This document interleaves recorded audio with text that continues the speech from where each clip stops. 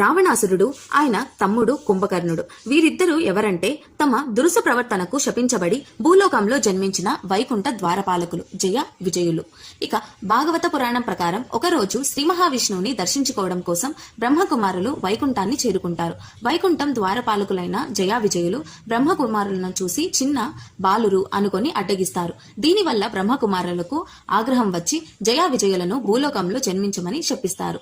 ద్వారపాలకులు విషయాన్ని గ్రహించి శాప విమోచనం కోసం అర్థించగా వారు హరిభక్తులుగా 7 జన్మలు గాని లేదా హరి విరోధులుగా 3 జన్మలు గాని భూలోకంలో గడిపితే శాప విమోచనం కలిగి తిరిగి తనను చేరుకుంటారని విష్ణుమూర్తి సూచిస్తాడు.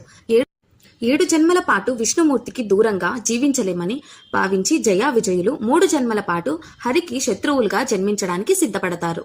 వీడియో నచ్చితే లైక్ చేసి మరిన్ని వీడియోస్ కోసం సబ్స్క్రైబ్ చేసుకోండి.